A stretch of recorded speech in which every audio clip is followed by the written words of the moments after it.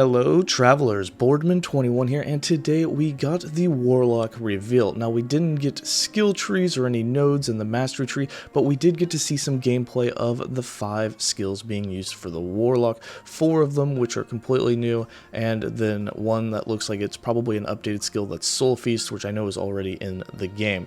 So let's just do a little reaction to the gameplay of these skills, how they look. Again, we can't do any theory crafting, we haven't seen the skill trees, those are going to be released throughout the week, so once those are out, we can do some theory crafting and take a look at some of the nodes.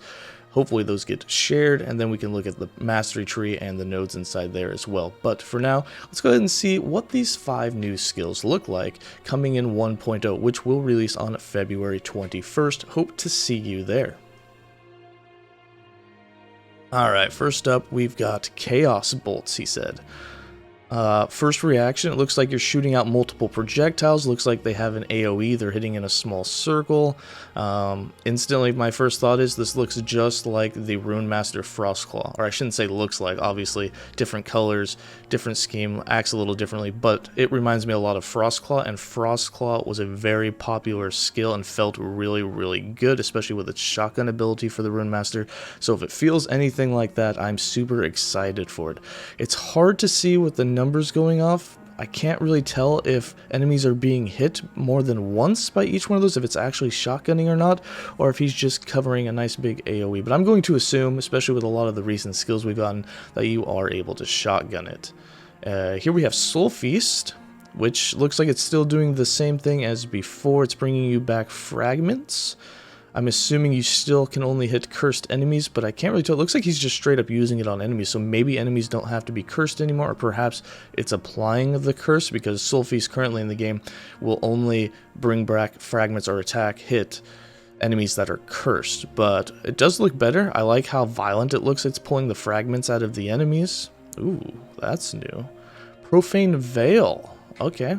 Turns you into an orb. Looks like you get to move around. I'm assuming it's a channeled ability. And I'm seeing other orbs. It almost looked like he was dropping some other orbs as he moved. Once he stopped channeling, did they all explode? I didn't quite see if they all exploded there.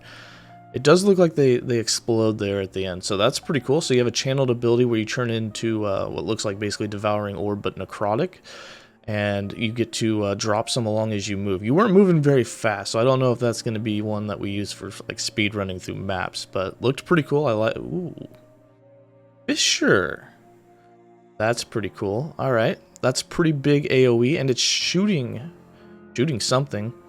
Yeah, shooting a lot of projectiles. The projectiles look to be targeting the enemies, so you don't have to worry about them randomly shooting off that. They definitely look like they're specifically targeting enemies, so it's basically a turret. That's pretty cool. And I'm pretty sure that I saw the last time I used it, it looked like something was trying to come out of it. I don't know if those were skeletons or zombies or something. Maybe it was just graphic. I didn't see them actually get up and walk around, but that was pretty cool. And is that it? No, there's he hasn't done Ghost Flame yet. Let's see Ghost Flame. What does Ghost Flame look like? There we go. There's some Ghost Flame. Channeled ability.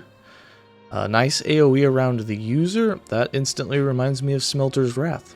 Which, the nice thing that looks like this, it's constantly ticking. So you're doing damage the whole time. You're not like building up for just one hit. So it should feel much better. It looks like it's a pretty decently damaging. Lots of ticks, very fast attacking, good AoE.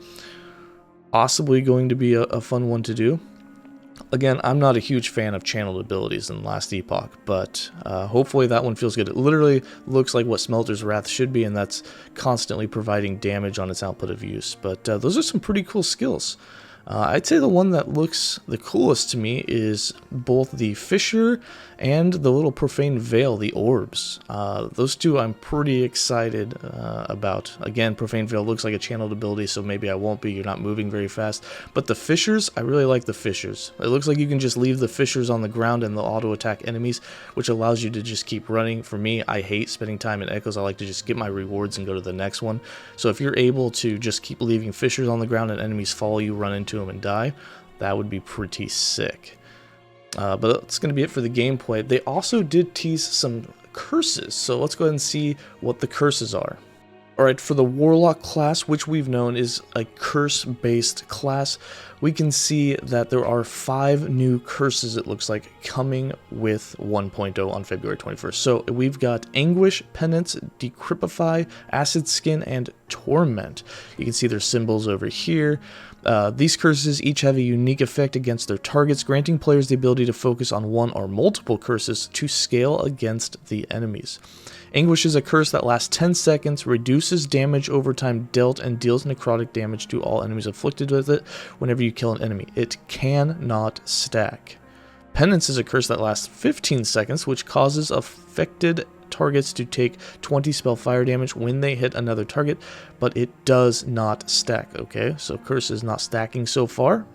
Decrypify is a curse which deals 200 physical damage over 10 seconds with added fire damage applying at 100% effectiveness per second, and causes the target to take more damage from damage over time based on the caster's missing health.